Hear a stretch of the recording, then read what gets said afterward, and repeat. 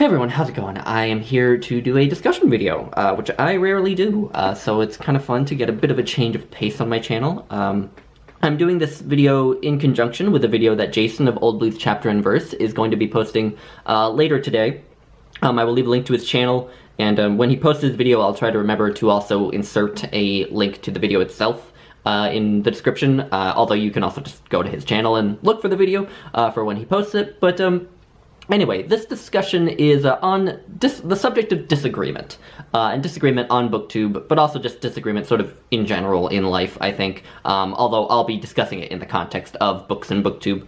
And Jason and I had the idea for this discussion, these joint discussion videos, while we were chatting on Voxer. He and I Vox back and forth, you know, at least weekly. Sometimes we go on for quite some time, actually, on Voxer. And at one point, he dropped me a Voxer message about what he thought of Lincoln in the Bardo by George Saunders, and just telling me that it's a work of genius, and if I haven't read it, I absolutely should. And I responded telling him I actually have read it, and that I was very disappointed by it. And we had a little bit of a back and forth about Lincoln in the Bardo, but then we just got talking about disagreeing, and you know, because he and I are two people who are becoming good friends on BookTube. But we don't see eye to eye on a lot of things, and yet we are becoming better and better friends. And so that just led to this idea of us posting BookTube videos, joint BookTube discussion videos about disagreement, and it's incredibly appropriate that it's he and me doing it, because again, we don't see eye to eye on a lot of things. You know, he, for example, he has a very extensive, impressively comprehensive, scathing review on Goodreads of The Silmarillion, which is my favorite book. And I read it, and I actually quite enjoyed it. But anyway, this discussion video also sort of piggybacks on a video that Jennifer of Insert Literary Pun Here posted a couple weeks ago. It's called Bookish Insecurities, and I will leave a link to it in the description. And in that, she just talks a bit about this idea of disagreement among readers and booktubers, and how among people of her generation, and my generation, because I think she and I are pretty much the same age, have this feeling often that if someone criticizes a book you like, or the music you listen to, or a movie you like, that is also inherently somehow an attack on you or on your intelligence. And obviously, I think we all here realize that that's facile. But Jason and I wanted to both make some points about disagreement and how it's done, and sort of, I guess, the benefits of disagreeing. And I think he and I might have slightly different takes on it, but anyway, I boiled my idea of disagreement among people and how it's done, and what it can lead to. I boiled it down to 3 main points, just to make it easy for me to talk about. So I'm going to get into those points. The first one is that there's a big difference between someone being nasty and someone respectfully disagreeing. Someone who calls you an idiot for liking a book or disliking a book is really just an asshole, and you should just, or I would ignore them. You know, and I have an example from my own BookTube history. Back when I posted a video where I talked quite a bit about Blood Meridian by Cormac McCarthy, I was sort of critical of it. I had some reservations about it. In the end, I liked it, but I did have reservations. I had some criticisms. But then some people left some comments, just giving their own take on it, and a lot of them were a lot more critical than I was, which was cool. I was glad for the feedback. But then this one commenter, and I'm not going to name them, but this one commenter took the time to copy and paste each of the comments that had been critical of Blood Meridian into his own comment, and to respond to each one individually in the most belligerent and condescending manner possible. And here's just one part of his comment. He wrote, "Whatever this is meant to mean, I cannot see anything worth justifying or agreeable in it except that you should read more, and not hold your failures as being worth mentioning to others that have no claim behind them. It seems people here are looking to directly drag people along with their thoughtless negative views against McCarthy for some ignorance that dictates what's good and what's not." It is truly shameful what I've read here. Now that, if you look at the words that he wrote there, there's nothing of substance in there, for one thing, and for another thing, that's deliberately condescending and mean-spirited. So something like that is just nonsense. You can, like, something like that I would just ignore. That's being nasty. There's a difference between that and disagreement among people who have a camaraderie with each other and, know each other's deal and aren't there to trip each other up, are just there to have a discussion. For example, a while back, in ShakeTube 2018, I posted a video about my feelings about Sir John Falstaff in the Henry IV plays. And I was very taken with Falstaff on my second time reading those plays. And I did a whole video about my love of Falstaff, and I had this whole spiel about him. And a lot of the comments were sort of felt the same way. Wilson Shugart loves Falstaff, and Brian from Bookish loved Falstaff. But then one commenter, Dillard Lester, left a really thought-provoking comment about Falstaff, and he just said, he said, I'm gonna dissent on Falstaff, and then he sort of talked about, oh, well, Falstaff is a drunk, he causes the deaths of hundreds of people, he doesn't seem to have much responsibility for anything, and then I responded, and he responded back, and we had a bit of a conversation, and he made me think differently about Falstaff. He really changed the way that I look at Falstaff, and now I still love Falstaff, but I look at him a bit differently. I acknowledge that he has flaws, obviously. Perhaps when I first fell in love with him, I was sort of engaging in Falstaff hagiography. That is a great way to disagree, of just having a good discussion among each other. And then there's something like the other day when I posted my PoetryTube newbie tag, and I talked about Wallace Stevens for most of the video, frankly. And Jason himself commented, and the first sentence in his comment was, "I can't stand Wallace Stevens." And then I responded, and we had a very lovely conversation about modernist poetry. And so there's a difference between that and the mean-spirited comment that I quoted earlier. So that's my first point, is that there's a big difference between just being mean-spirited and actually, having a discussion about something you disagree about. And the second point I want to make is it just has to do with textual communication, because a lot of, BookTube, and especially with comments, is done through textual communication.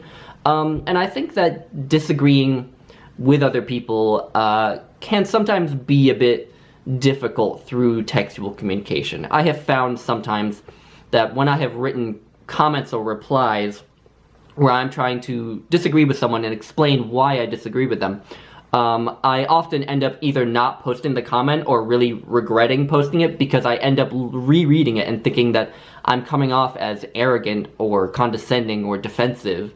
And there's something about textual communication that makes that easier to happen, whereas when you're talking in person with someone, or over Voxer, for example, you can sort of use your tone of voice, and if you're in person, I guess your body language a bit, to sort of just speak your disagreement in a tone where you're letting this person know that you're not trying to demean them, you're just expressing a respectful disagreement.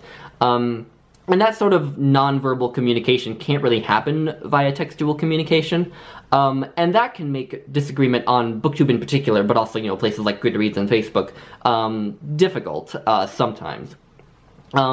And Jason made the great point when I told him that my sort of struggles with that the answer is emojis.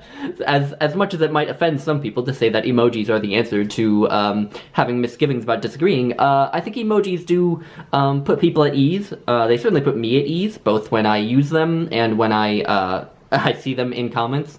So I've started to use emojis more and more just to convey that, when I disagree with someone, I'm not being, angry or defensive or cruel. I'm just expressing my disagreement.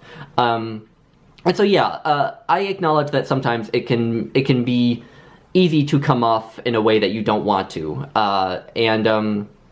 So yeah, that was my second point. And the tentative answer is emojis. And the last point that I want to make is probably the one that I feel most strongly about, and it goes back to what I mentioned Dillard Lester's comment on my Falstaff video, where he really complexified my idea of Falstaff and changed my mind in some way. Didn't change my mind on Falstaff overall, but made me think about what I think of Falstaff and sort of complexify and change my view a little bit. I think that listening to disagreements can do that, can complexify your idea of a book or an issue without necessarily changing your mind on it. When you listen to a thoughtful, intelligent person criticize a book you like or praise a book you don't like, you might not change your mind. But when you hear that, you will inevitably be drawn to think through why you think what you think about the book.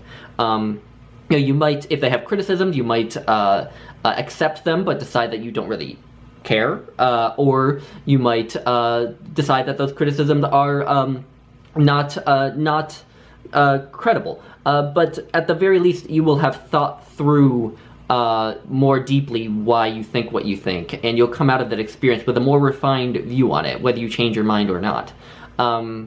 And I have a personal experience of this, obviously, with the Falstaff video, but also I wanted to talk a little bit about the Silmarillion again. I mentioned Jason's extensive review of it on Goodreads, and I will leave a link to that review, and I recommend you go read it, because it's actually it's a really funny review to read.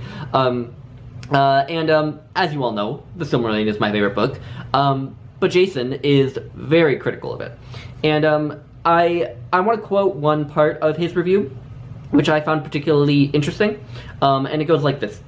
The Silmarillion is a concept of genius impoverished in the prosaic execution. People say it can only really be claimed and embraced by hardcore Tolkien fans, which seems to me a way of excusing its inscrutability, of apologizing for its failure as prose in a way that feels less like acknowledgement of that failure than like pretentious cliquishness.